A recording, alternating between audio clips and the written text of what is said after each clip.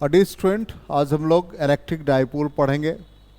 Electric dipole a pair of equal and opposite charges separated by a finite distance. तो यहाँ पर ये dipole है, एक पर चार्ज माइनस क्यू, दूसरे पर चार्ज प्लस क्यू, और ये डाइपोल लेंथ है। माइनस क्यू और पॉजिटिव प्लस क्यू चार्ज को जो लाइन ज्वाइन कर रहा है उसको हम लोग डाइपोल एक्सिस कहेंगे। इक्वल एंड अपोजिट चार्जेस हो और ये डाइपोल लेंथ 2a फाइनाइट होगा। आप अपने कन्वीनियंट के अकॉर्डिंग ए भी रख सकते हैं। तो यहाँ पर 2a इसलिए यूज किया जाता है कि हाफ ऑफ द डाइपोल लेना हो तो a आ जाएगा। यदि आप a लेंगे तो half of the dipole a/2 लेना होगा, फ्रैक्शन में लेना होगा। तो यहाँ पर इलेक्ट्रिक डाइपोल ये हुआ।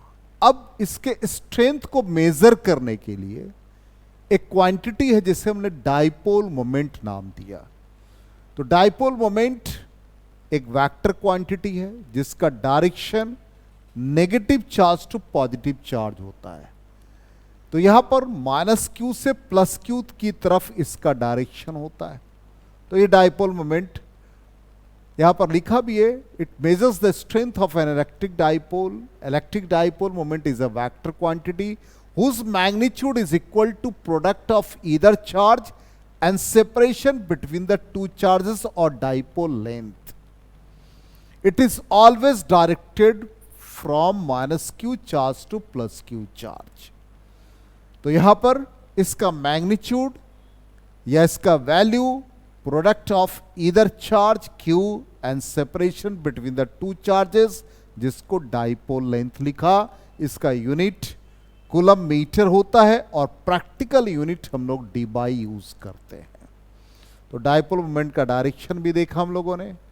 अब यहां पर ये जो प्रैक्टिकल यूनिट है डीबाई, इसका मतलब क्या होता है?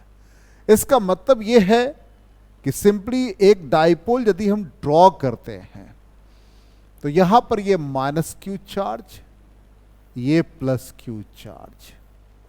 माइनस क्यू चार्ज के लिए 10⁻⁻10 फ्रैंकलिन होगा और इनके बीच का डिस्टेंस 1 एंगस्ट्रम होगा और इसका जो न्यूमेरिकल वैल्यू आएगा वही हमारा डीबाई कहलाएगा। इसका मतलब 1 डीबाई, ये बहुत इंपॉर्टेंट यूनिट है।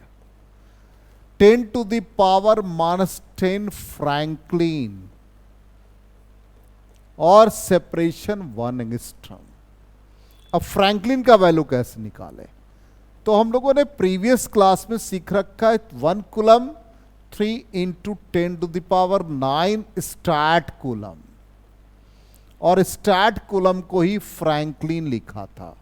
ऑब्वियसली 1 फ्रैंकलिन 1/3 × 10⁻9 कूलम हो जाएगा।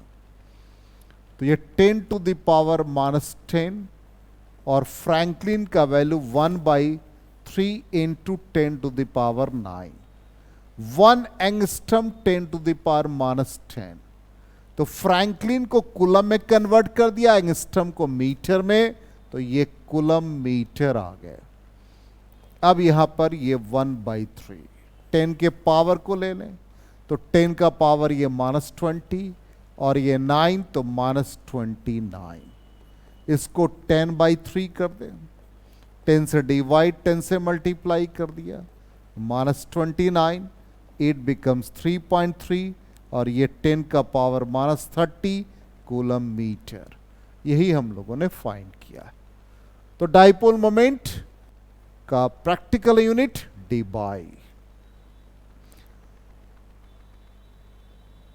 अब यहां पर एक क्वेश्चन आपसे राइज हो सकता है, what is an ideal dipole? तो आइडियल डाइपोल का मतलब क्या है? कि आइडियल डाइपोल ऐसे डाइपोल होते हैं जिसके साइज काफी स्मॉलर। एज फॉर एग्जांपल, जैसे ये माइनस क्यू चार्ज लिया एक डाइपोल और प्लस क्यू चार्ज, इसका सेपरेशन 2a है। हमने इसके सेपरेशन को काफी कम कर दिया, ये ले लिया। चार्ज का स्ट्रेंथ ऑब्वियसली चेंज कर जाएगा।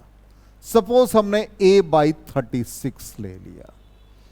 इनिशियल डाइपोल मोमेंट P1 और ये P2, तो डाइपोल मोमेंट तो सेम होंगे, तो P1 is equal to P2, तो Q इंटू 2A, तो यहां पर ये चार्ज का स्ट्रेंथ चेंज कर जाएगा, A/36 means Q dash is equal to 72 times of initial charge. इसका मतलब यहां पर साइज जो 2A है, आप इसको डिक्रीज कराते जा रहे हैं, ऑब्वियसली टेंड्स टू 0, तो चार्ज का स्ट्रेंथ बढ़ता जा रहा है, means Q dash tends to maximize infinite. इसलिए यहां पर लिखा है a dipole whose size 2A tends to 0 and charge Q tends to infinite in such a way that the dipole moment P is equal to Q2A has a finite value. इसी को हम लोग ideal dipole कहते हैं।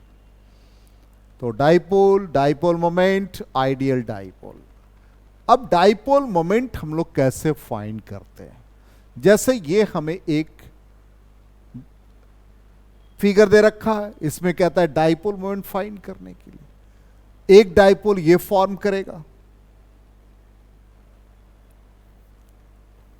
और दूसरा dipole ये form करेगा। तो यहां पर ये -2Q है, इसको आप रीड्रॉ कर सकते हैं, -Q, ये +Q, फिर यहां पर ये +Q आ गया। एक डाइपोल मोमेंट ये फॉर्म किया P1 और दूसरा ये P2, दोनों के बीच का एंगल 90 डिग्री। अब दोनों का डाइपोल लेंथ सेम है, इसलिए ये दोनों का न्यूमेरिकल वैल्यू सेम होगा। अब ये वेक्टर क्वांटिटी है तो वेक्टर एडिशन होगा, तो रिजल्टेंट निकालेंगे नेट डाइपोल मोमेंट, तो ये P1 square plus P2 square, दोनों का न्यूमेरिकल वैल्यू सेम, तो ये P स्क्वायर हो गया, ये भी P स्क्वायर हो गया, तो ये 2P स्क्वायर हो गए, तो रिजल्टेंट डाइपोल मोमेंट क्या आ जाएगा, √2P हो जाएगा।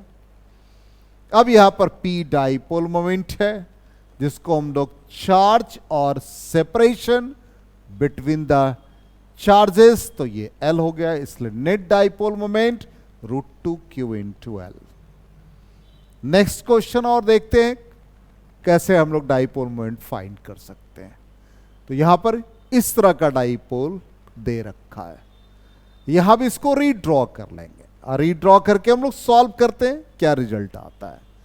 तो यहां पर इस +2Q को हम लोग एक +Q और -Q एक डाइपोल मान लें, तो इसका डाइपोल मोमेंट एक P1 हो गया।